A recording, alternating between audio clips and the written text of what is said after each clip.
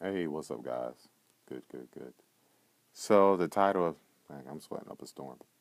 So the title of today's talk is being a physician. So I just got finished doing abs, so sorry for the sweat. I didn't think I would sweat this much. So the pluses and minuses of being a doctor. So it's not always about the money and being a physician. There's plenty of things you could do. If you want to make money, there are many things you could do. If you look at the amount of money we invest at being a physician, if you look at the amount of time we put into it, if you look at the fact that we're highly trained, the amount of training that we have, there's many things you could be a multi-millionaire doing than being a physician. Um, with the amount of time and hours we put into what we're doing, the amount of training that we have, there are many more things you can do. So if you're trying to be, if you're going into, um, the medical school to make money, looking into, trying to be rich, it's the wrong place to do it. Trust me. Take your take your $200,000-300,000, and put it towards something else. Put in the hours into something else. You could be a multimillionaire with the amount of time and the effort that we put into being a physician. Don't get me wrong. Depending on what type of doctor you are, um, you will not starve, but you put time and investment into it. What I'm saying is, you will not starve being a physician. There are plenty of, I mean, I'm not starving. I'm not destitute. Trust me, I make pretty well. But if you put in the hours that I've put in and the amount of investment I put in being a physician, if I took $300,000 and put it into any type of business and put in the amount of training into any other business and the amount of hours I put into that, trust me, I'll be a multimillionaire. Okay, so it's not worth it to go in it for the money. It's not worth it to go into being a doctor for the ego. Don't get me wrong. It's nice to be able to walk around in the world and, people may look at me and think I'm not this, I'm not that, especially when people are surprised, that I'm a physician. So it's kind of nice to be able to, I'm a doctor, when someone else tries to brag, say, I'm a lawyer, I'm a politician, I say, well, I'm a doctor. I'm not idiot. I'm not saying I'm the brightest person in the world. I'm not an idiot. So it's kind of nice, but don't go in it for the ego. Why? Because you'll learn in the medical field there are many people who don't do what you do, have never done what you're doing, or who've done what you've done but retired 20, 30 years ago from clinical practice, who actually make the decisions, i.e., the government. They're politicians who have more control on what you do on a daily basis as a physician than you do. They're people with MBAs who crunch numbers who have more control over the rules of the game than you do. There are retired doctors or retired nurses who have not touched a patient, who have more rules about how do you practice medicine than you do. So it's not about ego because you really don't get to, you really don't get too much say. Okay, so I am physically at the bedside with the patient who's trying to save their lives. Why don't I have more say than somebody else about what happens to this patient, about the rules of this patient? So it's not about ego because you don't get to make the rules. So it's not about money. It's not about ego. If you want money and you want ego, don't go into the medical field. Trust and believe. I'm shocked about how much time and effort I put into this field, and I don't get paid any overtime. I put in 1 to 2 hours daily, um, and I don't get paid any overtime. I don't get high fives. I don't get thank yous. Um, so it's it's funny. You look at Fortune 500 companies, and if you make a certain amount of money, people get recognition and all these awards get all announced over the company. I'm like, wait a minute, I just saved someone's life. I don't get a thank you for that. I just caught a diagnosis. I don't get a thank you for that. I just put in an hour or two into overtime. I don't get a thank you for that. So, so it's not for that. Yeah. On top of that, the thank yous and recognition. You're gonna put in a lot of overtime. Now this and not get any recognition for it. So it's not for the thank yous. It's not for the money. It's not for the ego. If you want all that, don't go into being a doctor. Trust me. You can hit a Fortune 500 company, and if you make a certain amount of money for the company, you get all these recognition. You don't get that as a doctor. Um, so why be a physician?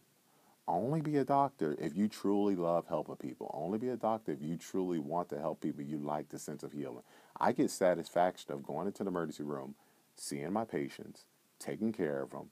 At the end of the day, knowing that I've given them the best care possible, knowing that They came into the emergency room for pain, and I diagnosed appendicitis, cholecystitis, or maybe I didn't make a diagnosis. I just told them, you know what, you're here with pain, but guess what? At the end of this evaluation, we know you don't have this life-threatening diagnosis, and they could go home with peace of mind with improved pain or no pain at all.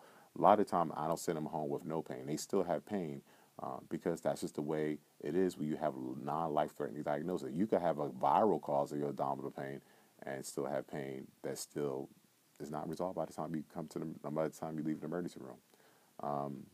So the only reason you should become a physician if you truly love helping people and you want to push your medical expertise to the top. What I mean by is that, and I'm not saying this to offend any other medical fields, but to become a physician, you really do have to. It's intellectually very challenging. So if you really love math and science, you want to push your intellectual study habits to the brinks. Um, you love being the one who makes that final diagnosis. You want to be like the intellectual scientist, and you love helping people. Being a doc is for you. So I would say that's the only reason you should be a doc. Still consider other fields. It's not for everyone. Medical school was hard as hell, and residency was tougher. Like I said, I'll be totally honest and transparent with you.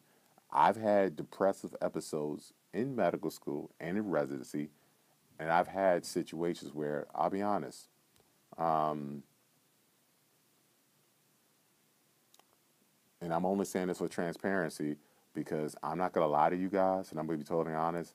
Um, I had very depressive episodes, and that'll be another episode. I was on medication for that.